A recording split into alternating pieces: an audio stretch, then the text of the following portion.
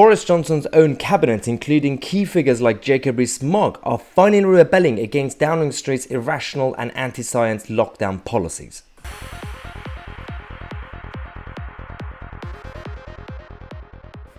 It is getting quite interesting because until now we had the backbench Tory MPs who created a new group with Mark Harper, Steve Baker and many others, and Sir Graham Brady, rebelling against these policies coming from Downing Street, but not just the policies but also the direction that the government is basically taking the country towards. And now we've had, obviously, Lord Frost resigning. A couple of days ago, people like Rees-Mogg, until now, they've been very polite and quiet. They haven't really said much because, of course, they are part of the cabinet and they have to respect their responsibilities. But at the same time, yesterday we had this key emergency cabinet meeting with Boris Johnson going ahead trying to convince his colleagues to push for a random, last-minute new lockdown for absolutely no reason, despite the data not really backing it up.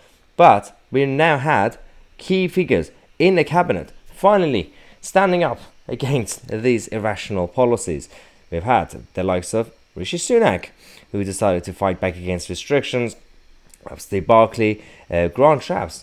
And again, there's a number of figures here that, familiar faces, but also some of them, it's quite interesting. I'm not really surprised, for example, to see Liz Truss there, or Rishi Sunak, because of course they want to come across as the future potential candidates. But Rees-Mogg being on the list is quite interesting, and a lot of people have been waiting for someone like him to be on the list. Now, for those of you who don't know, he's come out to say that it's time to trust the people, but not just the scientists that are part of the government. This is according to Rees-Mogg, who said at the meeting. It is a good point. Now, a lot of people on the left have been having a meltdown, saying that, Rees-Mogg doesn't like scientists or science. He says just trust people, he's anti-science. No. That's not what he said. The whole point of this argument is that you have SAGE, you got one clique of people who are advising the government, who are also, as we exposed on this channel yesterday, they are going ahead with what the politicians want them to model, and they model that, the worst case scenario, so that they could back up as evidence for their stupid lockdown policies. But the whole point is that you're not really listening to other scientists, and you should.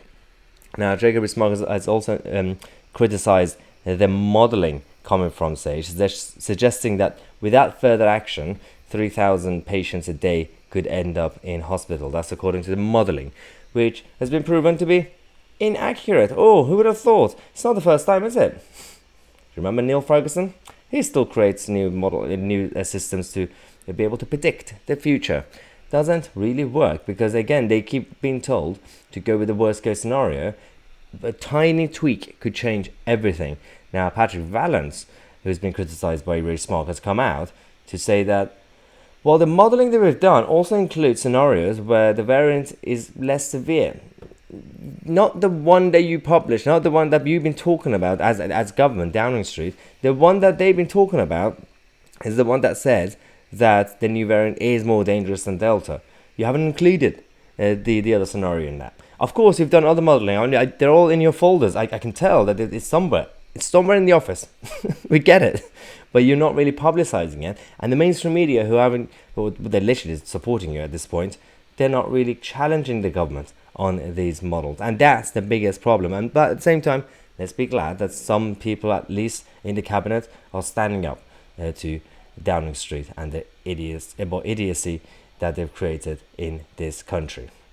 Let's see how it goes for the next few videos. We're going to give you updates on Rishi Sunak, on Liz Truss, and the Labour Party's reaction to these modelling. It's going to be fun.